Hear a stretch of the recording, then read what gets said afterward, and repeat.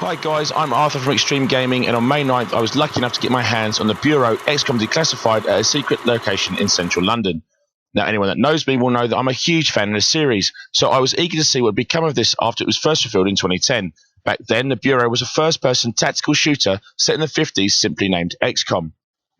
However, much like its very own conspiracy theory, XCOM disappeared back into the depths of 2K Marion's studio under shrouds of secrecy and rumours of it being cancelled, only to re-emerge this year as a third-person real-time squad-based tactical shooter set in 1962, now called the Bureau XCOM Declassified.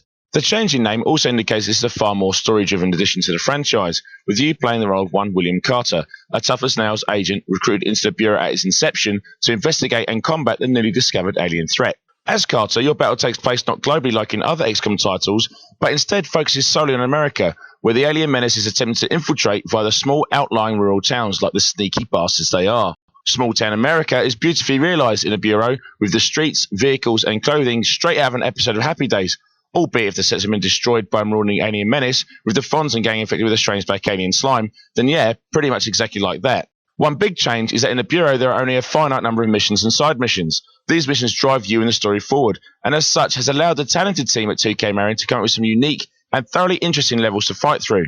Not only is the level design clever and incredibly detailed, but it also encourages you to explore the battleground. This is no bad thing, as doing so produces rewards such as new tech to research or more plot secrets revealed via the hastily scribbled notes by an embattled population. For me, I enjoyed being able to get this close to and intimate to a franchise I love, and it's clear the development team have tried hard to keep the fans happy. Now, whilst the Bureau is a third-person shooter on the surface, at its heart it retains the squad-based tactical DNA of its predecessor, the critically acclaimed XCOM Enemy Unknown. Fighting alongside you on each mission are two additional agents, each with their own sets of skills and weapons that you can utilise to fight the aliens depending on their class. As you would expect of XCOM, these agents can be renamed and customised to suit you. So yes, once again I'll be calling on Dad to take to the field and save the Earth. I certainly hope he fares better this time, as I really don't fancy explaining to him why I had to let him get immolated for the greater good. With each mission, your fellow agents gain experience shown by a clear level-based system. Now, these new levels don't just mean shining badges for the troops, they also come with new abilities to further customise your squad, allowing you to tailor-make the greatest alien-smashing team since Bugs Bunny, Daffy Duck and Michael Jordan took to the basketball court.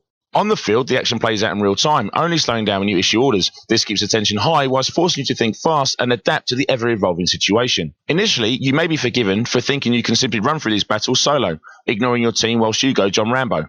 Well, I'm going to tell you now, you can't. This is XCOM, and it will punish you hard. Attempting to run through these missions solo will leave you simply a smear on the pavement.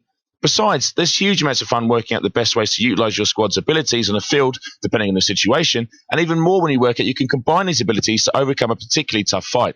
But remember, this is XCOM, so if your agents are down, get over to them quick and revive them, because in the Bureau, when someone dies, they stay dead, and I really don't fancy the later levels of this game with nothing but rookies. We all know in XCOM, you never go full rookie.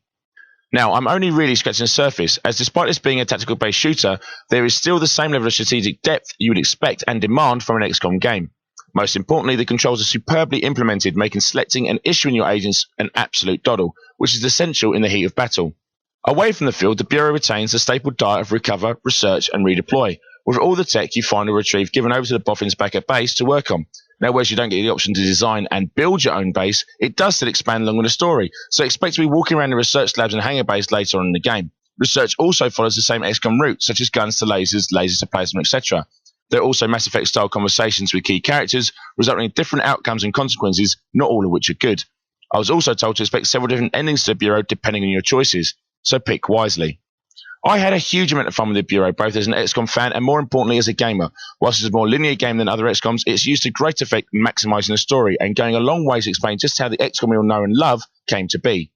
Overall, I walked away very impressed and excited for the Bureau. It plays very well whilst retaining its strategy heritage, but crucially it's very much its own game. So come August the 20th, don't expect to hear much from me, as I'll be busy saving the Earth and delving into all those secrets they tried to hide.